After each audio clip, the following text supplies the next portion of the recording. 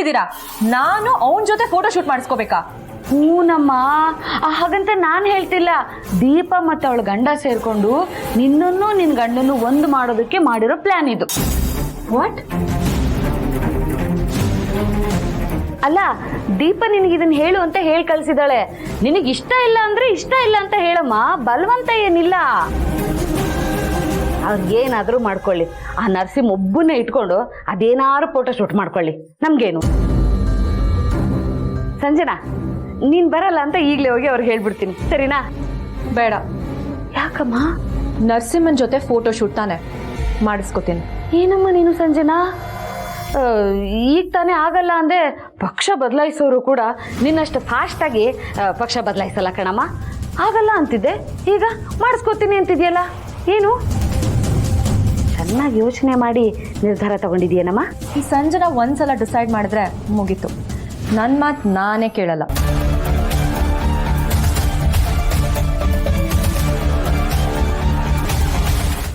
ನೋಡೋದು, ನಗುದು, ಕೈ ಹಿಡಿದು ಹೆಗಲ ಮೇಲೆ ಕೈ ಹಾಕೋದು, ನಾ ಎಲ್ಲ ಹೇಳ್ತೀನಿ. ನಾ ಹೇಳ್ದಂಗೆ ಮಾಡ್ಕೊಂಡು ಹೋಗ್ರಿ ಸಾಕು. ಚಿರಾಗ್ ಅವ್ರೆ, ಒಂದ್ ನಿಮಿಷ ಹೇಳಿ. ಇವ್ರು ಹೇಳ್ತಿರೋ ಪೋಸಸ್ ಎಲ್ಲ ಸ್ವಲ್ಪ ಔಟ್ಡೇಟೆಡ್ ಆಗಿದೆ. ನೀವು ಫ್ಯಾಷನ್ ಇಂಡಸ್ಟ್ರಿಯಲ್ಲಿ ಇರೋದ್ರಿಂದ ಸ್ವಲ್ಪ ಲೇಟೆಸ್ಟ್ ಪೋಸಸ್ ಹೇಳ್ಕೊಡ್ತೀರಾ ಪ್ಲೀಸ್?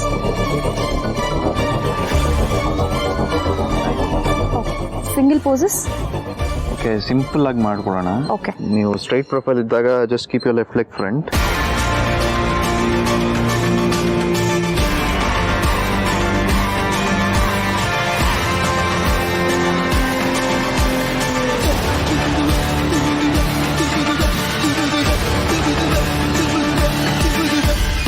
ಮಾಡಿ ಸಾಕು. ಕಪಲ್ ಪೋಸಸ್ ಅಂದ್ರೆ ಹೇಗೆ? ಹೀಗೆ ಇಟ್ಕೋಬೋದಾ? ಬರ್ತಾರಲ್ಲ ಹಂಗೆ ಇಟ್ಕೊಡಿ. ಮತ್ತೆ ಸೊಂಟದ ಮೇಲೆ ಕೈ ಇಟ್ಕೊಂಡ್ರೆ ಹೇಗೆ?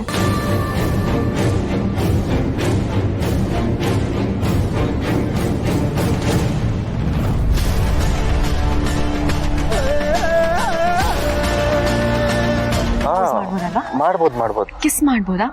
ಬಾವಾ ನೀವ್ರಿ ಫೋಟೋ ಶೂಟ್ ನಾನಲ್ಲ ನೋಡ್ಕೋತೀನಿ. ಪುಟಿ ನೀನಿಲ್ ಬಾ, ಅದೇನು ಅಂತ ತೋರಿಸಿ ಬಾಬಾ, ನಾವು ಮಾಡ್ತೀವಿ. ನೋಡಿ, ಮೊದಲು ಸಿಂಪಲ್ ಆಗಿ ಹಿಂಗೆ ಇಟ್ಕೊಳ್ಳೋರಿ. ಹಿಂಗೊಂದು ಪೋಸ್ ಕೊಡಿ, ಕ್ಯಾಮ್ರಾ ನೋಡಿ.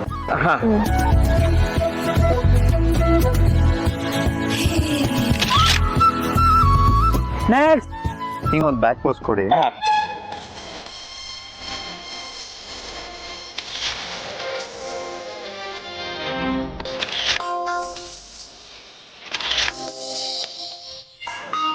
ಬಾವಾ, ಇದು ಯಾಕೋ ಸಾಲ್ತಿಲ್ಲ, ನಾನು ಹೊಸದಾಗಿ ಮಾಡ್ತೀನಿ. ಮಾಡಿ.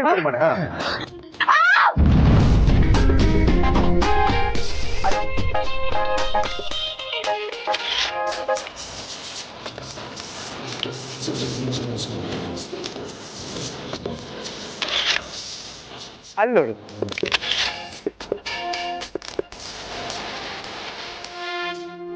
ಅಲ್ಲಿ ಸ್ಮೈಲ್.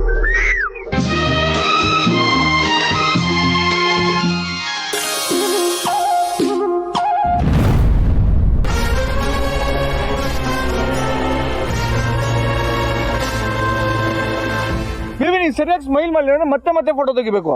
ಸ್ಮೈಲ್ ಮಾಡು.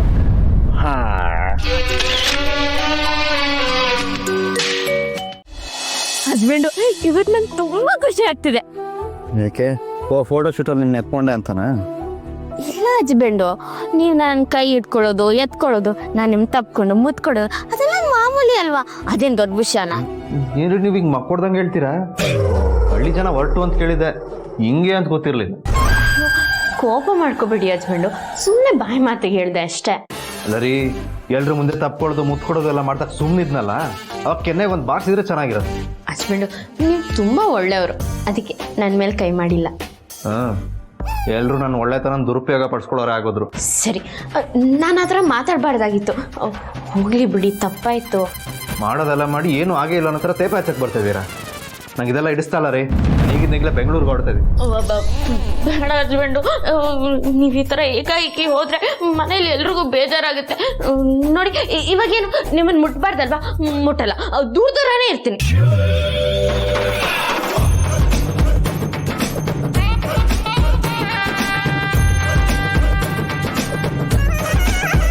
ಯಾಕೆ ಹಸ್ಬೆಂಡು ನಗ್ತಿದ್ದೀರಾ? ಅದೇ ರೀ, ಏನೋ ಚಮಕ್ಕೊಳ್ಳೋಣ ಅಂತ ಸೀರಿಯಸ್ ಆಗಿ ಮಾತಾಡಿದ್ರೆ ಗಾಬರಿನೇ ಆಗ್ಬಿಟ್ರಲ್ಲ ನೀವು. ತಮಾಷೆ ಮಾಡ್ತಿದ್ರ? ಹೋಗಿ ಹಸ್ಬೆಂಡು, ನನ್ಗೆ ಎಷ್ಟು ಗಾಬರಿ ಆಯ್ತು ಗೊತ್ತಾ? ಕೇಳ್ದೆ ಹಂಗೆ ಸುಮ್ಮನೆ ಮನೆಯಿಂದ ಹೊರಟೋಗ್ತೀನಿ ಅಂತನಾ? ಎಲ್ಲರೂ ನಮ್ಮ ಜೋಡಿ ನೋಡಿ ಖುಷಿ ಪಡ್ತಿದ್ದಾರೆ. ನೀವು ಹಿಂಗ್ ತರ ಕೋಪ ಮಾಡ್ಕೊಂಡು ಬೆಂಗಳೂರಿಗೆ ಹೊರಟಾದ್ರೆ ಏನ್ ಗತಿ? ಎದುರ್ಕೋಬೇಡಿ, ಹಂಗೆಲ್ಲ ಏನು ಮಾಡಲ್ಲ ಆಯ್ತಾ? ಏನೋಪ್ಪ, ನೀವ್ ಯಾವಾಗ ಖುಷಿಯಾಗಿರ್ತೀರಾ, ಯಾವಾಗ ಕೋಪ ಮಾಡ್ಕೋತೀರಾ, ಏನು ಗೊತ್ತಾಗಲ್ಲ. ಮನುಷ್ಯ ಅಂದ್ಮೇಲೆ ಒಂದೇ ಥರ ಇರಬಾರ್ದ್ರಿ. ಕಾಲಕ್ಕೆ ಪ್ರಕೃತಿ ಬದಲಾಗೋ ಥರ ನಾವು ಬದಲಾಗ್ತಾ ಇರ್ಬೇಕು. ಹಸ್ಬೆಂಡು, ಆ ಥರ ಎಲ್ಲ ಹೇಳ್ಬೇಡಿ. ನೀವ್ ಯಾವಾಗ್ಲೂ ಒಂದೇ ತರ ಇರ್ಬೇಕು. ವಾ,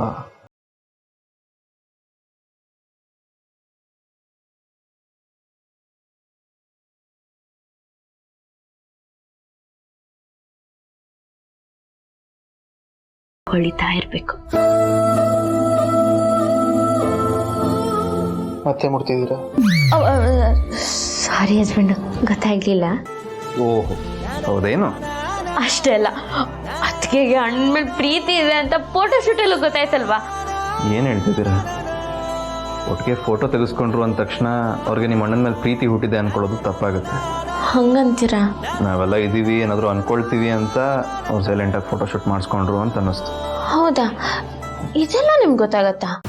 ಕೆಲವರು ಜಾತಕ ನೋಡಿ ಜ್ಯೋತಿಷ್ಯ ಹೇಳ್ತಾರೆ, ಇನ್ನು ಕೆಲವರು ಕೈ ನೋಡಿ ಭವಿಷ್ಯ ಹೇಳ್ತಾರೆ. ನಾವು ಮುಖ ನೋಡಿ ಅವ್ರ ಬಂಡವಾಳ ಏನಂತ ಹೇಳ್ಬೋದು.